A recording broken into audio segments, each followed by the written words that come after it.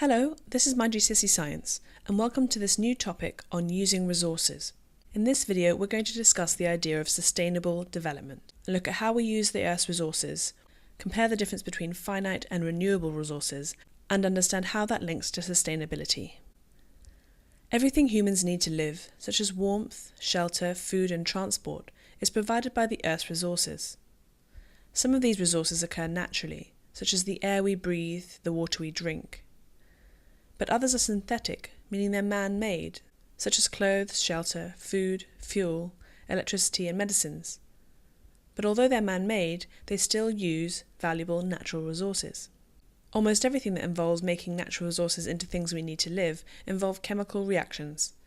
And as finite resources are being used up and technology is advancing, chemistry plays an increasingly important role in improving agricultural and industrial processes to provide new products. New medicines, fibres, foods, and ways of harnessing energy are being developed all the time. It's also important, as we develop these resources, that we think about sustainability.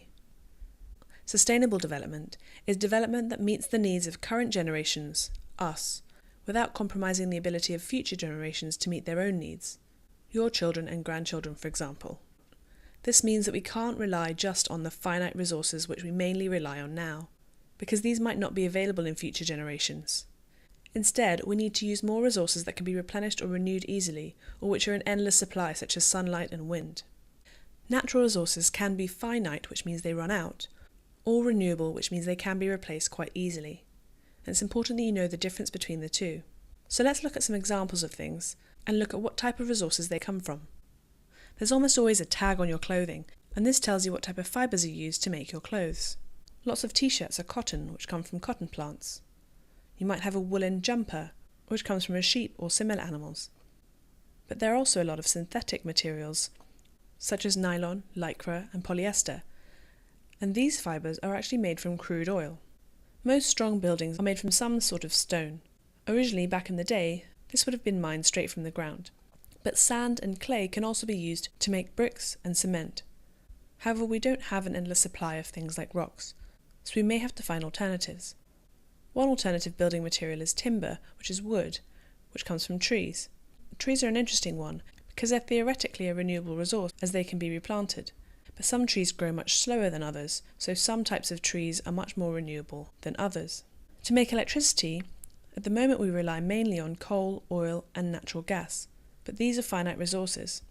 And this is why we're developing more and more technologies to use renewable resources, such as biofuels from plants, wind energy, sunlight, wave energy, and this is to name just a few of the options for renewable energy. Fuel, such as petrol, mainly comes from crude oil, but we've already developed electric cars, which use electricity, and hydrogen fuel cells could be a more renewable option for the future of fuels.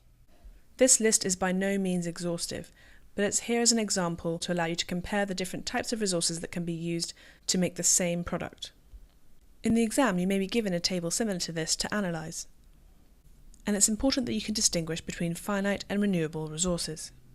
Here's a graph showing some of the Earth's finite resources and when they're predicted to run out.